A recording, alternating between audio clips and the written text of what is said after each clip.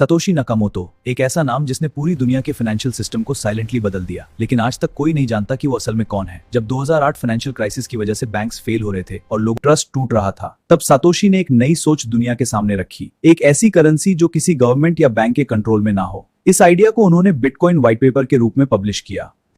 एक विकेंद्रीकृत सिस्टम में लोग सीधे एक दूसरे को पैसे भेज सकते हैं बिना किसी मध्यस्थ के। यहीं से जन्म हुआ बिटकॉइन का, जो आज दुनिया की सबसे लोकप्रिय डिजिटल करेंसी बन चुकी है। बिटकॉइन के पीछे जो कोर टेक्नोलॉजी है उसे ब्लॉकचेन कहा जाता है।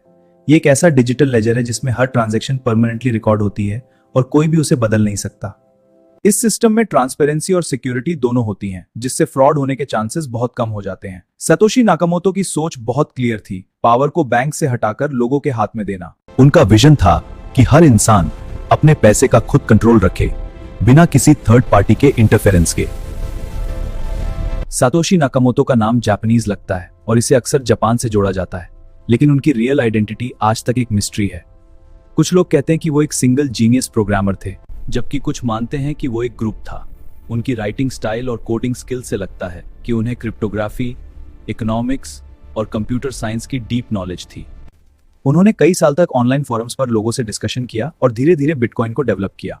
उनकी जर्नी ट्रेडिशनल ट्रेडिंग जैसी नहीं थी, बल्कि वो एक प्रॉब्लम सॉल्वर थे जो सिस्टम को बदलना चाहते थे। 2009 में सातोशी नाकामोटो ने बिटकॉइन को ऑफिशियली लॉन्च किया और पहला ब्लॉक माइन किया, जिसे जेनेसिस ब्लॉक कहा जाता है। शुरुआत में बिटकॉइन की कोई खास वैल्यू नहीं थी, लेकिन धीरे धीरे लोगों ने इसे समझना शुरू किया। एक फेमस एग्जांपल है जब 2010 में किसी ने 10,000 बिटकॉइंस देकर पिज्जा खरीदा था, जो आज के टाइम में करोड़ों के बराबर है। शुरुआत में लोग इसे सीरियसली नहीं लेते थे, लेकिन समय के साथ इसकी इंपॉर्टेंस बहुत बढ़ गई। सतोशी नाकामोटो की सबसे इंटरेस्टिंग बात यह है कि उन्होंने फेम या रिकॉग्निशन के लिए काम नहीं किया। 2011 में उन्होंने अचानक इंटरनेट छोड़ दिया और एक मैसेज देकर गायब हो गए।